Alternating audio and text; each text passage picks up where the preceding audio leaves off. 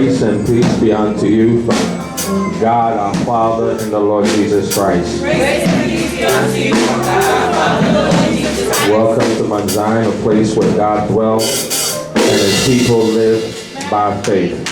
Amen. If you're not excited, I'm excited.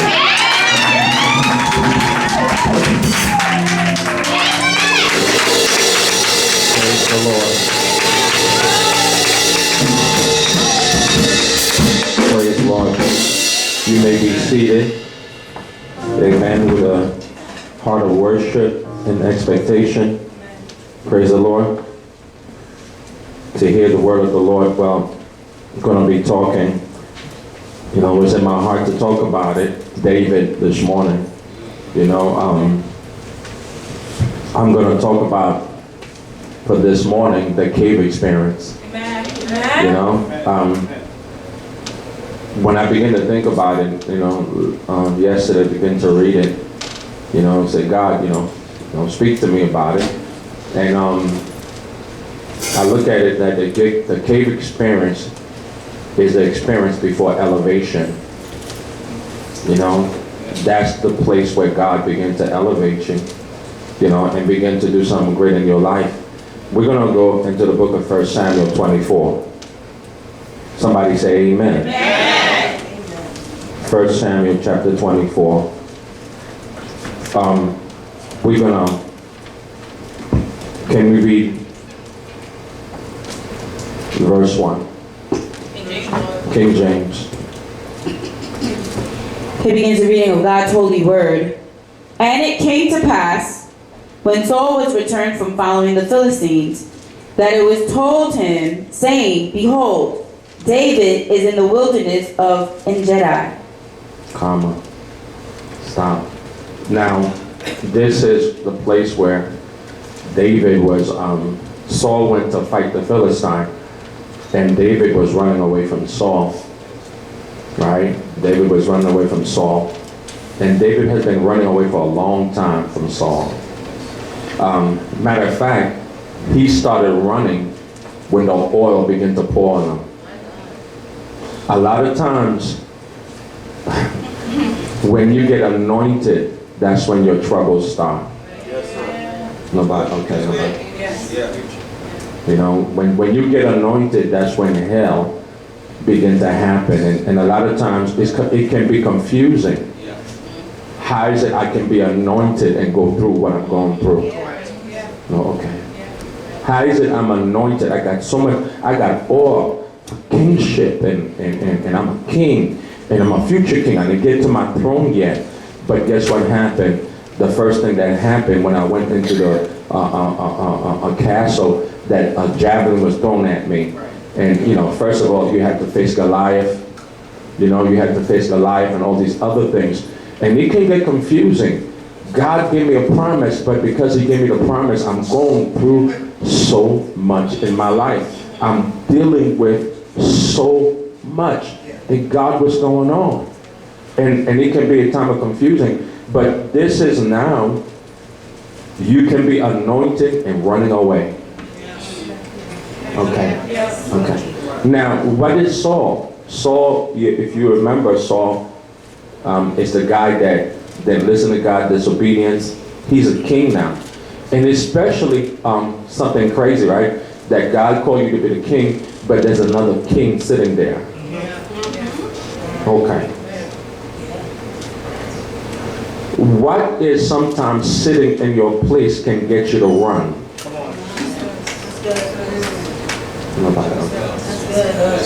Because Saul was sitting on the throne, but it was David in the future who's going to sit there. And I look at it, God had refused Saul, but Saul was still sitting. So the two oxymoron, you can be sitting, but be rejected and refused. And you can be running, but it's yours. Come on, that's good, that's good, that's good. That's good. And when I look at it, David was in the wilderness of En-gedi. And En-gedi is a form of wilderness that you are anointed, but you are in the wilderness. And The crazy thing about God is that in the midst of you running in the wilderness of Engedi is a series of caves that turns. But you know, if you ever seen like in in the cartoons like the Oasis, it's the wilderness, but there's palm trees and little water. Well, the wilderness of Engedi was like that, where they had vegetation, they have all these other things. So what it says is this: even though you're anointed, you're running, and you're in the wilderness, God can still take care of you. Okay, nobody. God can still take care of you even though you are in the wilderness and you running away, you hiding from Saul. And Saul can be anything. Saul can be family members, and Saul can be the job, and Saul can be your sickness, and whatever that you're going through this morning, you're running away from Saul. And oh God, I'm trying to hold it. That you can be running from Saul, and I can look at it, and I'm beginning to understand that anointed doesn't mean that devoid of issues. Being called does not mean that there's devoid of issues or devoid of problems or devoid of situation, and that's what can get you to mess up, because you see. You can act like the people that's chasing you if you don't understand that because you are called and God put something on you, okay now, and God called you to be something great, and you can act contrary to what God called you because you don't think that I should be going through what I'm going through. You feel like I shouldn't be dealing with what I'm dealing with, and it can cause a whole lot of mental, physical, emotional confusion in your life. Oh God, you can begin to question God and say, God, are you with me? Do you have me? Do you have my side? Because if you love me, you wouldn't let me go through this. If you love me, you wouldn't let me deal. If you love me, you wouldn't let me be this broke, God. You wouldn't let me be going through. But tell somebody, you see, there's, even though you are in the wilderness, there is a vegetation and there's a thing of oil on you. Now look at this, right? I want you to understand that David was the leader, but he had 600 men running with him.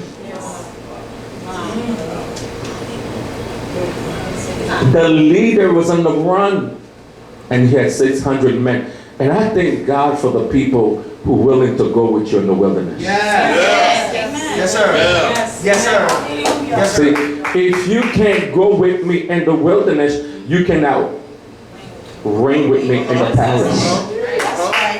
If there's some wilderness people today, that's I'm going to follow in the wilderness. You got nothing, but I'm going to be with you. You got nothing. You come on now. You see, I'm following you on a promise of your kingship.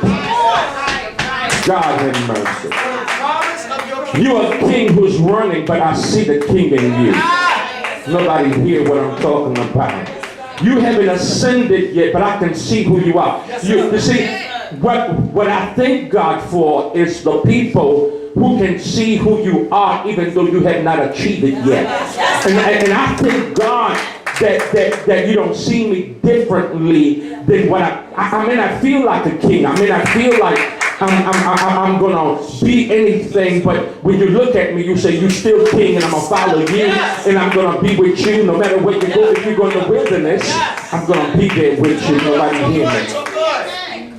There's a woman called Naomi and Ruth, and say, I'm going to follow you on a promise. On promise. You running, the king is running. You have to understand that the king is running. But oh God, he's running from somebody who's sitting on his place. But God didn't displace him yet. And the thing about it, he's running in the wilderness and he's by himself. Right? He's by himself. He's all by himself. Okay, verse 2. Verse 2, let's go there. Read. Then Saul took 3,000 chosen men out of all Israel and went to seek David and his men upon the rocks of the wild goats. Okay, so he went and chased after him after he finished, fighting the Philistine. Now he's going to go after David. Your Saul got a fix on you.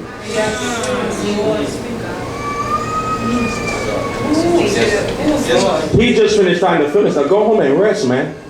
Why you got to come after me? So he had a fix on David, and his men upon the rocks, the wild goats. Go on.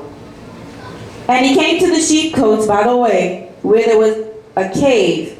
And Saul went in to cover his feet. And David and his men remained in the sides of the cave. So he was in one cave, and David was in another cave, and he didn't even know that David was there. Sometimes what coming after you is in close proximity. Right. Sir. It is what? In close proximity. So he went into the cave and to cover his feet. And David and his men remained in the side of the cave. In the what? And the men of David said unto him, Behold, the day of which the Lord said unto thee, Behold, I will deliver thine enemy into thine hand, that thou mayest do to him as it seemed good unto thee. So God arranged this timing.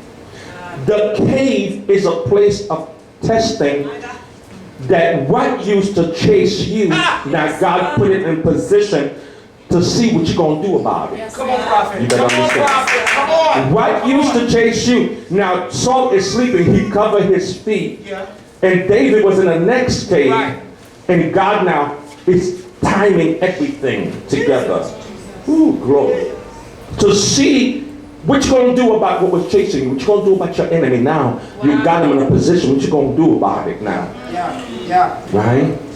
And God said to him, I will deliver thy enemy to thy hand, thou mayest do to him. Now this is it, right? This is what we've been running for. I've been running for a long time. I've been running for a long time. David been running for a long time. Now the 600 men said, we can go home.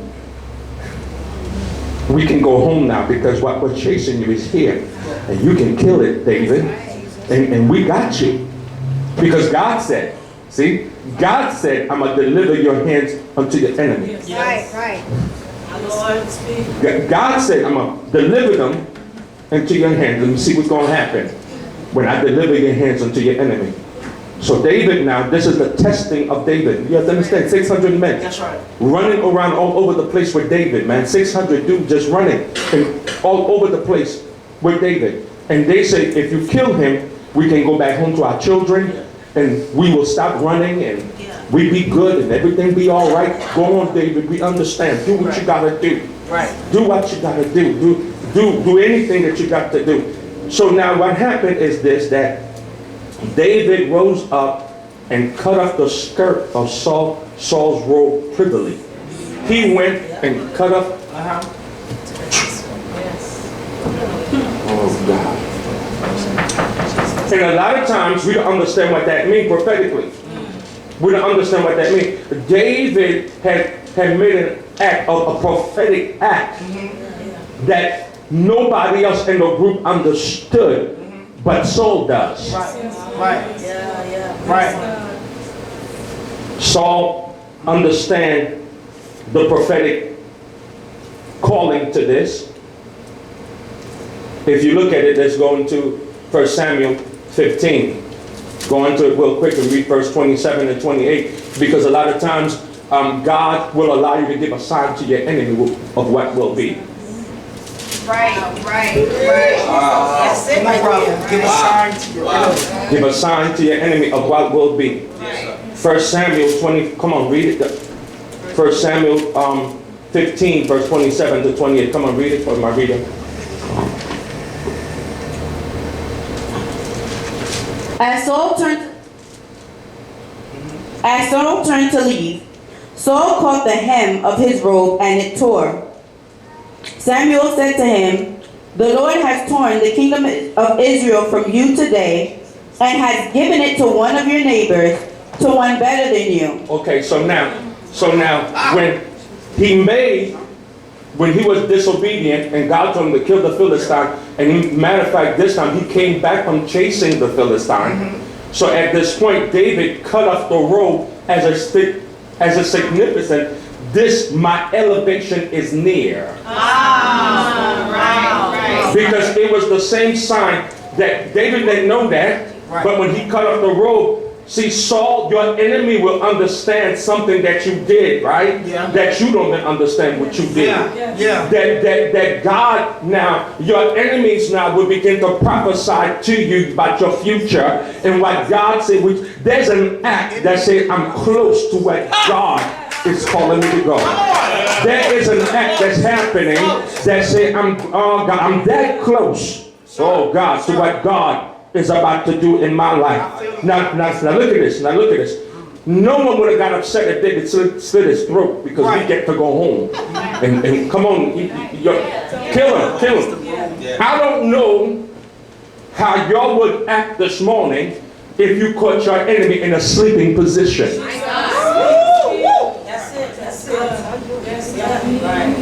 I don't know how, because now the cave now was a place where I'm going to test your heart. That's good. You ain't going to run no more. I put you in close proximity. I put you in a place where you can't move so much. And I put you in a place where you can't run no more, but you got to deal with what you're going through. And let's say what you're going to do in the situation now and what's going to happen. Because God said, I'm putting your enemy right in front of you. Now I'm going to test your heart just like I test Saul's heart. I'm going to test your heart just like I test God's heart. Come on now. Now look at this. Go on, read for me, please. Come on, read. And it came to pass. And it came to pass afterward that David's heart smote him because he had cut off Saul. He felt bad about it. His heart messed him up because this is why. Oh God, you don't understand when God said David is a man after my own heart. Yeah. David understood. David said, look, I felt bad for cutting. That's good. Come on. Somebody can look at you as an enemy, but I don't look at you as my I don't look at you as my enemy, but you're looking at me as your enemy.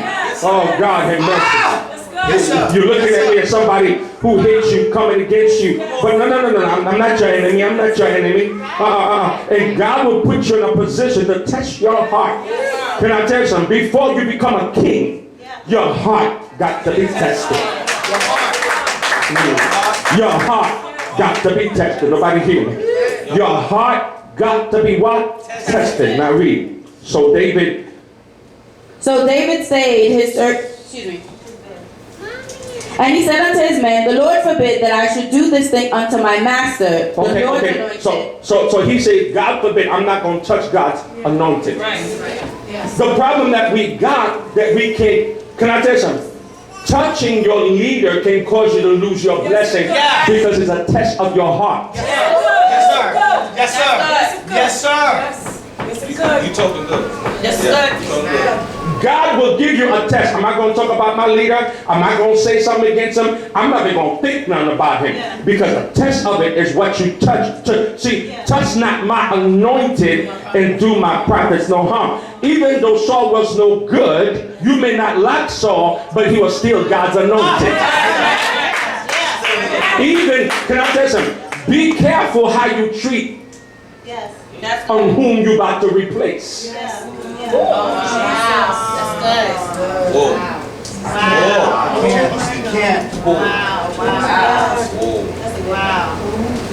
That's heavy work. You may know something, I'm going to replace you, but you better be careful how you treat me when you're going. Because God is going to give you a test on how you treat your replacement. That's good. Yes, God. So good. Yes, God.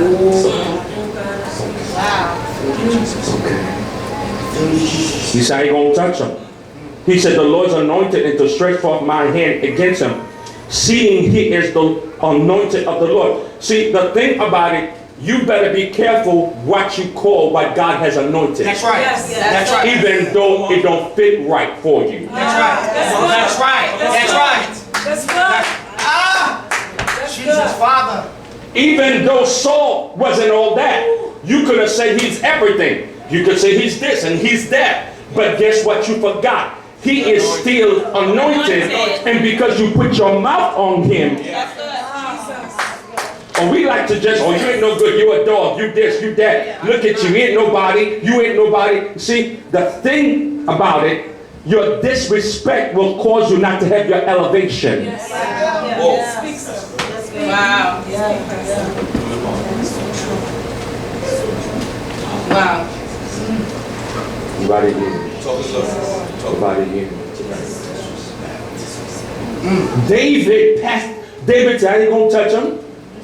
And he threw a javelin at him. Yeah. He threw a javelin at David, trying to kill David. He tried to chase David all over the place. But David, when he came to it, David got him where he wanted. He said, I ain't gonna touch God's anointed. David didn't touch him, but he cut the rope. He said, I can't do that. I can't. Yeah, he was an adulterer, but you don't have his heart.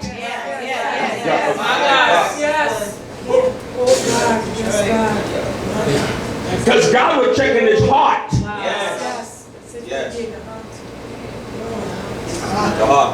He said, I don't touch him. He said, I can't touch.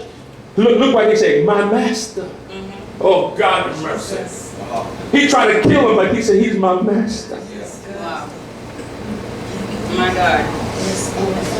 He's my master. I'm not going to touch him. Not going to touch. He said, my master. Look at the words he used. My master, the Lord's anointed.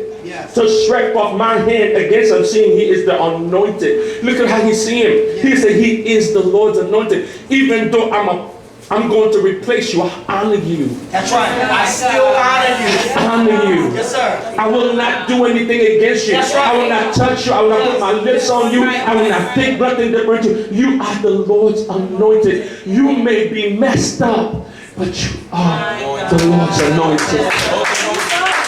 Oh God, everybody do. So David stayed his servants with these words. Because they said, David, you don't kill, I kill. Right.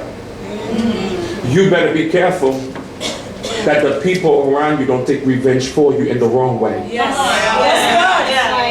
Everybody hear me? You better be careful the people around you have a sensible mind. Don't act crazy. And this is why I say connection is important. They may do it, but you pay for it. Yes, sir. Yes, sir. That's why in some people, when they start talking crazy about your leadership, they start talking crazy about stuff, you better stay their hands. Hold your mouth. That's right. Hold your mouth. Pull what you got right That's now. right. That's right. That's the Lord's anointing. Pull what you got, sister. Yeah. What you got. When you're trying to come against each other, pull what you got. That's the Lord's anointing. But they did this. Baby, I don't care what they did. That's still the Lord's anointing. That does not disqualify who they are. That's still the Lord's anointing. Hold your mouth.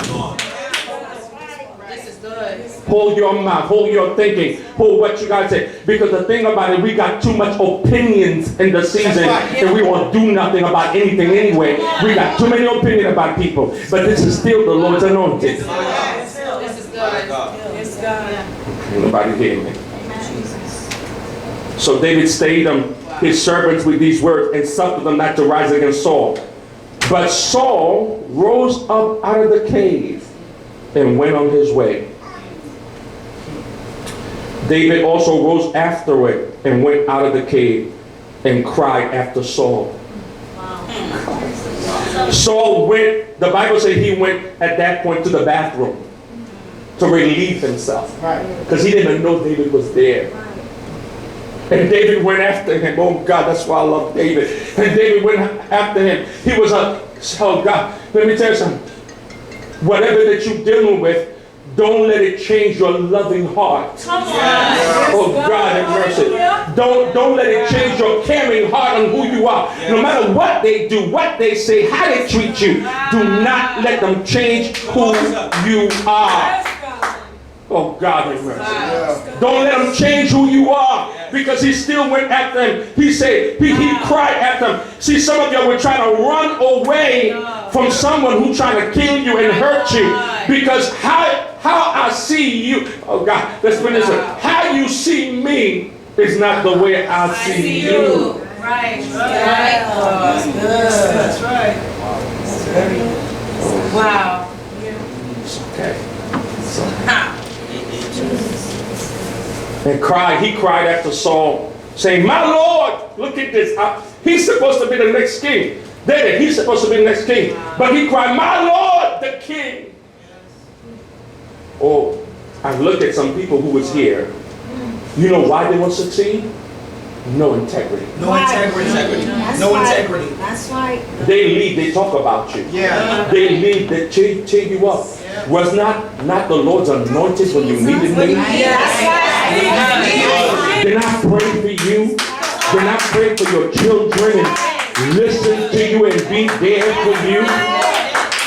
But because you got a wrong perception, I'm no longer who I am. David said, my Lord, the king, you're still king, even though I'm supposed to be the next king. I'm not hopped up in the position. Oh God have mercy. I've got a prophecy, all been dropped on me by the prophet, but you're still the king.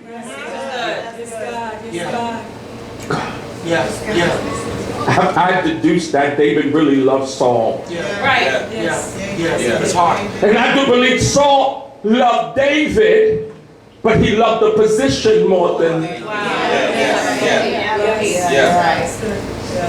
I said this, right? Be careful about people who's in love with you and who's not in love with your assignment.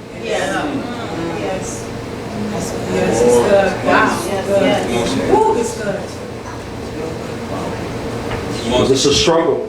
It's a struggle between what I'm supposed to do and how I'm supposed to act and how I'm supposed to behave, because I'm going through emotional problems here. And David was showing himself that, okay, look, I'm not going to touch God's anointed man.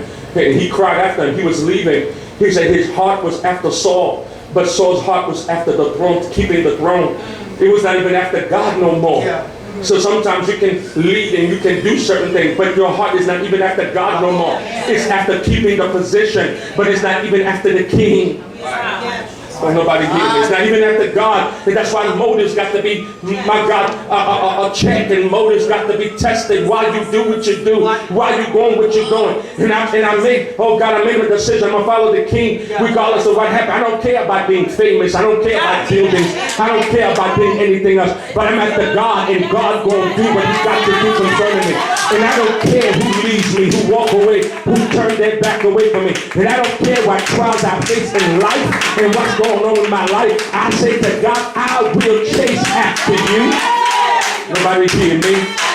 I'm going to chase after you. See, angry people are chasing after the things. Because when I take the things away, you get mad because you want the things, but you never wanted God. This is good. Like Sir Matthew Stevenson says, sons don't need titles.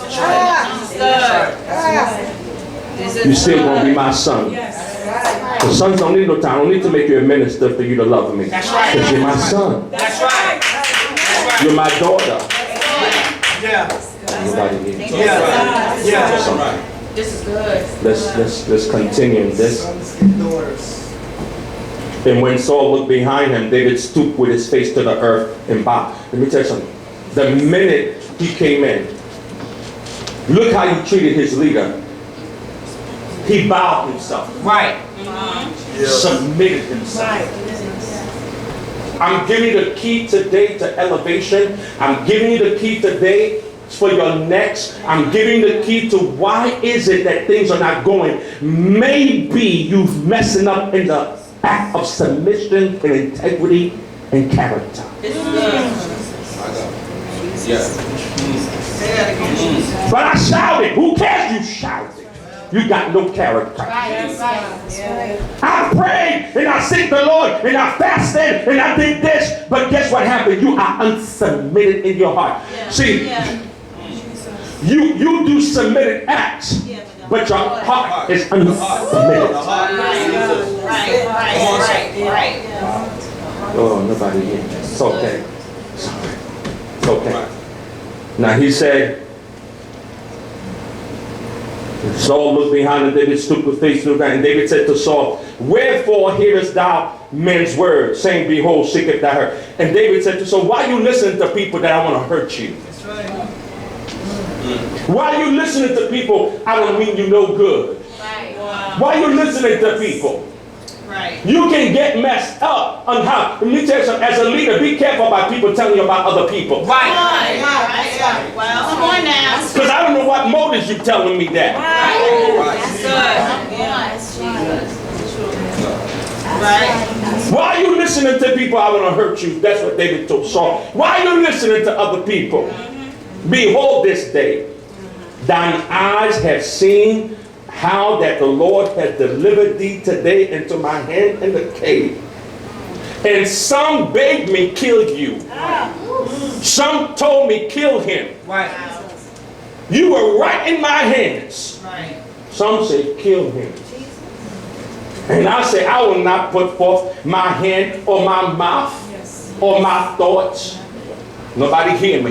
Or anything against my Lord. Oh God. He is the Lord's anointed. He said, look, I could have killed you. If I wanted to do you bad, I would have killed you. If I wanted to really do something to you, I would have done it already. Who's telling you I'm trying to get you? Who's telling you? I had every opportunity to kill you. I had every opportunity to hurt you. I had every opportunity to walk away, but I didn't. Who's telling you I want to hurt you? Who changed your mind about me? Deal with it. Deal with it. Come on, Jesus. Who whispered? Is it your own wisdom? Who told you that I'm trying to hurt you? I'm trying to kill you? Or who's whispering to your ear? You got to be careful who's whispering to your ears in a weak place. Whispering. Whispering. Because people can act funny over what they heard. People can get funny. It may not be even a person, but it can be a spirit whispering to you. Oh God, that's what I'm talking about. And all of a sudden, people change because over what they heard and what they thought, or even before you did anything.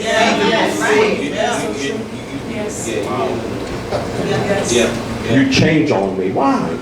Because of what you heard. 11. Moreover, my father, see? Yeah, see the skirt. See the skirt. See the skirt of thy robe in my hand. See the skirt. You see this? I could have killed you. You see this, right? See, I could have had you. See, I could have had you. See, David is holding the skirt, but he's actually holding his prophecy. David is holding the skirt to show Saul that I could have killed you, but at the same time, he's holding his elevation. Okay. He's holding in his hands the passing of my test, the passing of my character. Nobody hear me? Now, none of us would have got mad if David killed them. None of us would have got mad. We wouldn't have no issue with David killed them. We would not have no issue with David allowing his men to kill him, because Saul been running after him anyway. He been doing. Saul had been making your life hard. You've been making my life hell. If I got rid of you, nobody would say a word. They would say it is what it is, man. You gotta do what you gotta do. Yes, sir. Making my life hell, Saul. Now look at this. Look at this, right? Now he showed a robe.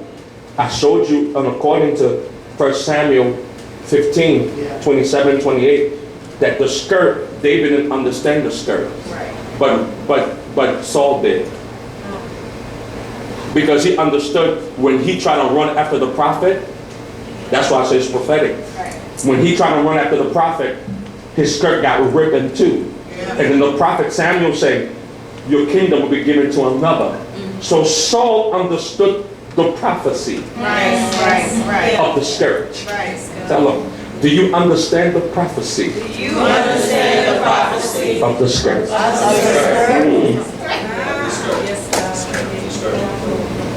He said, for in that I cut off the skirt of thy robe and killed thee not, no doubt and see that there's neither evil nor transgression. He said, in that sign, don't you see, I don't want you to do no good for you. You know, I don't want to hurt you. Because if I wanted to hurt you, I could have hurt you then. In my head, I have not sinned against thee, yet thou huntest my soul to take it. He said, I ain't done nothing. Matter of fact, listen to this. David could have fought back with the 600 men. These men were not Bambi Pansy. That's right. That's right. That's right. Built. They were the Avengers of that time. Nobody here, man. These dudes, they have one called Aikido, the son of Dodo. He fought a lion face to face in a snowy pit and killed the lion. So this was not just dudes who, they were bad dudes who can take on an army, 600. Saul had 3,000, it would have been an even match. Nobody here, man. The people that's rolling with you got power. They bad dudes. They didn't have to run. But David kept running because he didn't want to fight Saul. Because he respected. So David went into exile because he didn't want to fight what he loved. But he said, but you hunting me though. See, hunting is a word that somebody's running, but not fighting back. Oh God. Not fighting. Not fighting back. Look at what he says here. The Lord judge between me and thee. The Lord will judge between you and I. And the Lord avenge me of thee. He said, I'm not going to touch you. And I'm not going to do anything to get away from my situation or to change it. Yes. I'm not going to do anything to change it, because if I wanted to be changed, I would have killed you. Yes. Well, that's right. Yes. But I'm going to, this fight now is no longer between me and you. It's between you and God. I ain't gonna fight you, but this battle, oh God, it's not mine, but it's the Lord. And be still and let the Lord fight your battle. He said, the Lord judge between me and thee. And you tell that's a terrible thing now, because I ain't fighting you. I'm not going to do anything against you. Come on now. He said, the Lord avenge me of thee, but my hand shall not be upon thee. My hand going to touch it. I'm not going to do anything. I'm not going to touch you. I'm not going to hurt you. I'm not going to say anything, because I'm not, see, this is the point now where you got to take your seat. The enemy, if you act, will cause you to lose. But I will trust upon the Lord. Some trust in chariots, but I will, some trust in horses, but I will trust upon the Lord. So what are you saying, Pastor? Even in this, yes. You hurting, I trust him. You broken, I trust him. You sick, I trust him. I'm not going to make a move and get out unless the Lord is, it is no longer my fight to fight you. Oh, I got it. I began to say, God, speak to me. I was telling God, speak to me. Yes, I said, speak to me. Say something to me. Say something. Say something I can tell them. But he began to say to me, I began to see this. He said, David could have done something to get out of this. By killing him, no one would have said anything. But God now put me to the test to see. Because God told David, you're going to be king. Now, you don't understand the significance of this. That if I would have killed Saul, I would have become king. If I would have killed Saul, I wouldn't be running. If I would have killed Saul, all my men would go home. When I would have killed Saul, I would become everything that God called me to be. And this is the test that got some of these young little pastors up in here. The minute you got an opportunity, you kill me and you call me Saul. But I'm not actually Saul. You're the Saul and I'm the David. Nobody do that. You will kill me and begin to, so you can ascend to the throne. But truth thing is this, you will not come to a place and say, you know what, I'm not going to do this. Because if God don't do it, I don't want it. Oh God. I ain't gonna fight nobody in the season. I'm not gonna come. No. We have to identify the souls in the Davids. That's why a lot of people expect me to say things. I don't say nothing. I will not react to you. I will not say a word because the battle is not mine, but the battle is the Lord's. Come on now. Oh, God have mercy. And this is why David taught me something. This is why I worship the way I worship now. Because I understand the more I stand before his presence, the more I begin to hear his glory and his goodness. The more pain, the more hurt, the more things. God said, I've got you. He said to me, I'm testing you to see who you are. I'm testing you. If I don't bring you out of anything, are you still going to give me a praise? Are you still going to serve me? Are you still going to come to church? Are you still going to give me? You are confused, but are you still going to be here? Tell them you got to pass the test in the season. You're stressed, but I'm passing the test. Are you passing the stress test? Woo! And I found that the enemy can use anything and anybody, and God can use anybody, my God, anyone, anything. But you got to understand that you better tell your enemy there's no quit on me, because guess what? I can punch you in the face, but I'm not going to do that. I can take you out, but I won't do that. You don't know who you're messing with. But guess what happened? I will keep my mouth shut because it is not my battle.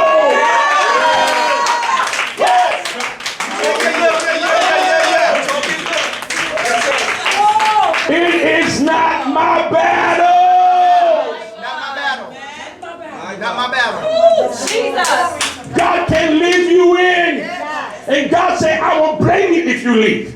I won't blame you if you leave that marriage. I won't blame you. But will you trust me to bring you out?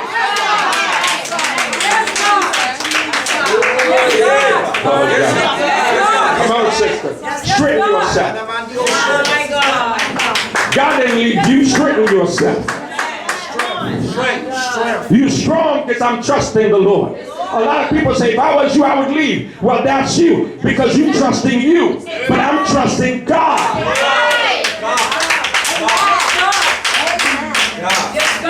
Look at this. Oh, you may be seated. We're just talking. Just talking.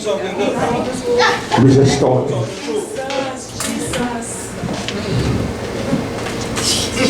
As saith the proverb of the ancient, wickedness proceeded from the wicked, but my hand shall not be upon thee. Let me tell you something. The situation is trying to make you like it. Oh my God. Right. Jesus. Right. Jesus. Jesus. That's good. That's good. The person who's bitter, trying to make you bitter. Yes. Right. Yes, God. The person who's angry, Wow. trying to make you angry. Wow. But the minute you treat them the way they shouldn't be, you become exactly like them. And guess what happened? You lost them. They curse you out. Shut your mouth. Shut your mouth. Jesus. They say you anything but a child of God. Guess what you do? Shut your mouth. Bitter people wants to make you bitter. Angry people wants to make you angry. Well, I'm trying to tell you something this morning. The minute you react, the minute you become just see, that's why I said the ancient wickedness proceeded wickedness. If I would have killed Saul, I would become the new Saul. Right. Right. We become him. That's right. That's right. And God wanted to kill Saul in the cave, because what takes the throne next cannot be another Saul. That's right. That's right. That's right. You have to kill the Saul Wow. in the cave. Right. You have to kill anger in the cave. Oh my God. You got to kill that spirit of the generation in your life in the cave. Oh God. Oh, nobody here. Oh my God. After whom is the king of Israel come out? After whom dost thou pursue? After a dog flee? He said, who am I? He said, after a dead dog? He's what he called himself. David called himself a dead dog. You're a king, but you're coming after me, a dead dog? I'm nobody, but why are you coming after me? I'm nothing, why are you coming after me? After a flea? After a nobody? The Lord therefore be judge and judge between me and thee. And see, and plead my cause and deliver me out of your hand. Wow, yes. He said, the Lord will judge between me and you. And guess who's going to deliver me? I can deliver me. See, I could have delivered myself alone. But guess who's going to deliver me? God is going to deliver me to you.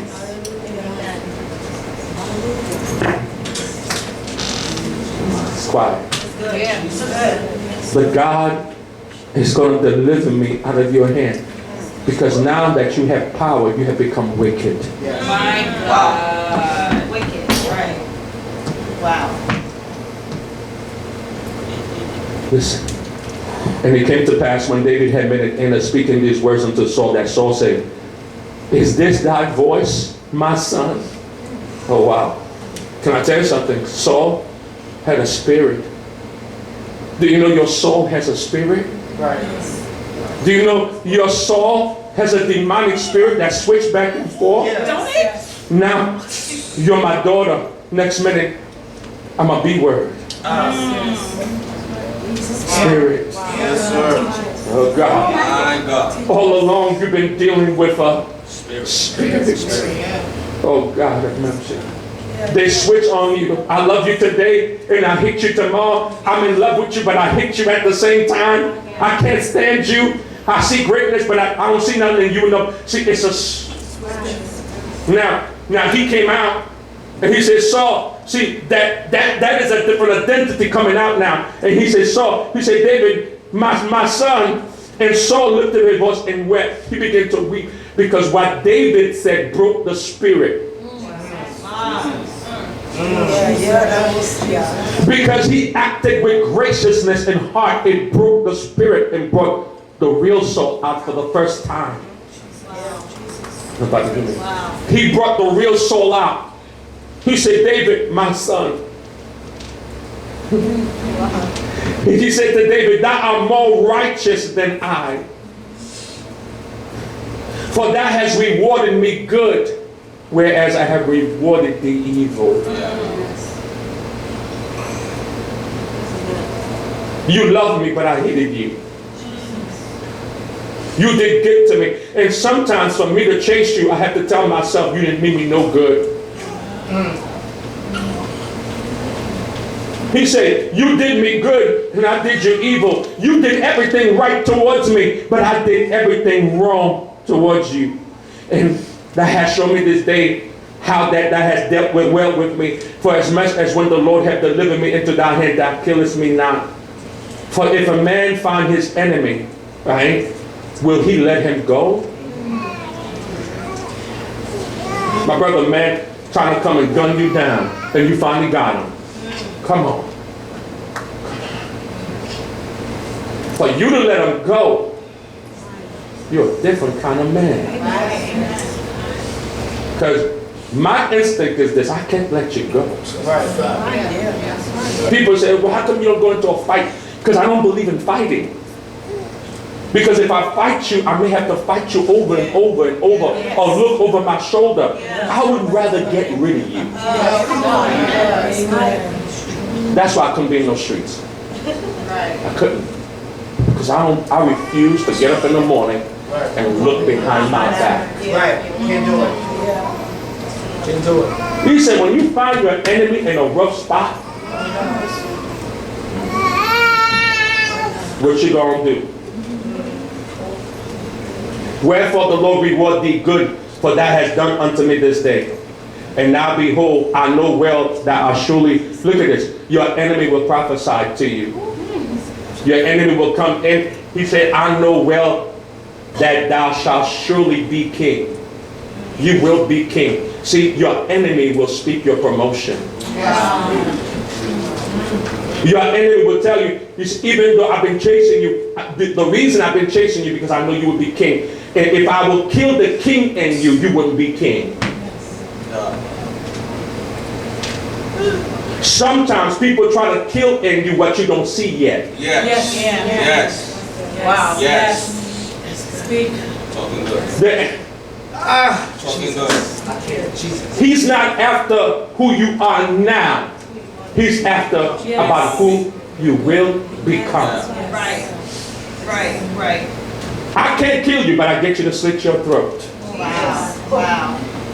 I'll get you to quit. I'll get you to give up. I'll get you to do this, and I'll get you to do that, because I don't have a power to stop you, but I can get you to stop yourself. That's right. Stop yourself. I can get you so depressed you won't preach, you won't teach, you won't come to church, you won't worship, you won't praise. But guess what? It is the spirit that's in them. That's why David, when David played the instrument, it calmed down the spirit of some people. That's right. Because an evil spirit came. Why? Because of disobedience. Because Talking good. Talking good. Wow. some people will hate you because you're obedient where they've been disobedient. That's good. They'll hate you because they're supposed to love me, but they don't, but you do. That's a word. That's it. Yeah. Wow. So it will produce a soul that will haunt you. Wow. Saul always tried to kill about what he wouldn't do. Wow. That's good. Another word for it is called jealousy. Yes. But people are usually jealous about something they're supposed to do, their assignment, and they don't do it. Oh, I see it in church all the time. You get mad about somebody doing something that you're supposed to do, but when you had it, you didn't do it. Now you're jealous and you're trying to kill them. Kill the soul spirit today.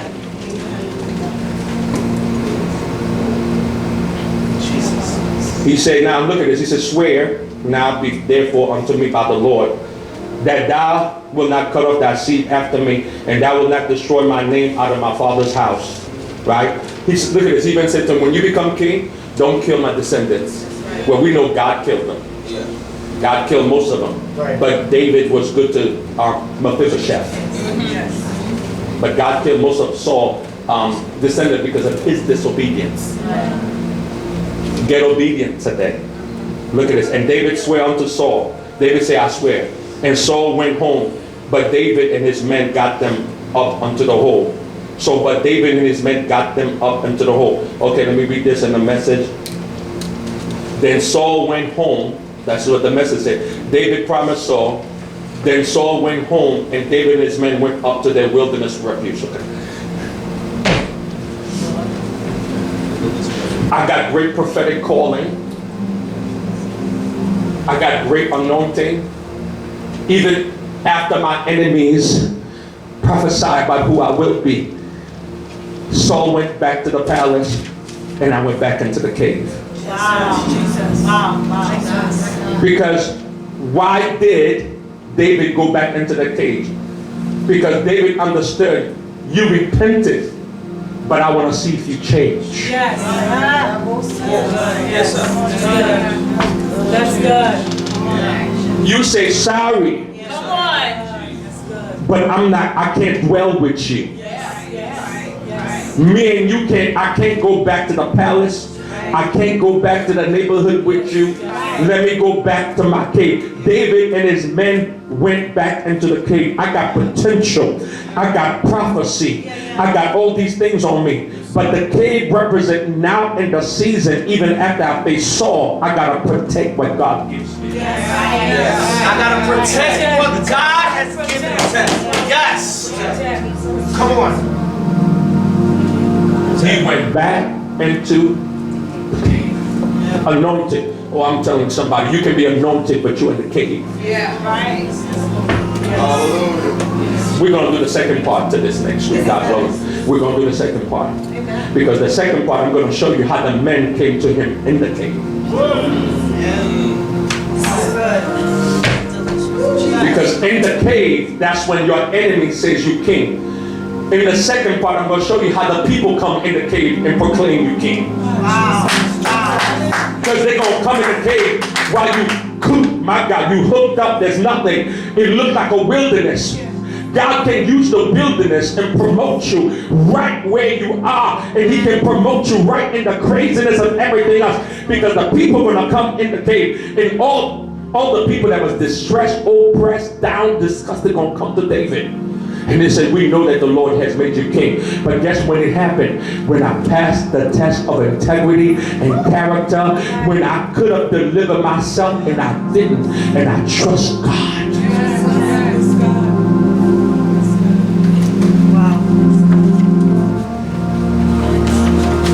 Even though Saul said, I'm sorry, it don't matter. I'm going back in my cave.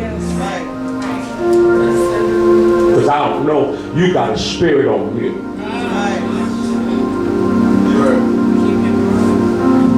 It's okay. Anointed, but in the cave.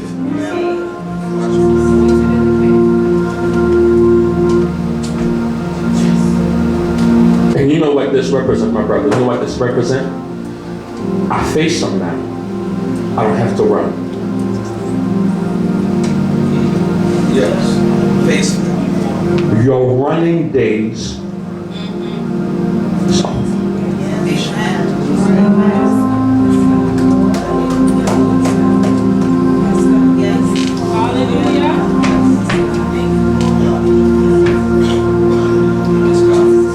I could have killed you. I could have ended it properly, but because I trusted God, God ended it. See, he could have ended. See, let me tell you something. David could have killed Saul, but he wouldn't be king. That's not how God planned it for him to be. Because God did not want the next Saul who gonna kill to get the throne. That's why some people in church, they kill to get a position. Kill. Not so with David. Not so with the, no. I trust God.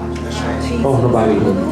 Oh, David was many things, but he loved God. And that's why God said, this is a man after my own heart. Tell somebody the cave experience. Where you become elevated. Where you become king. Where your prophecy take you to the next level of your life. And where it's revealed, someone talking.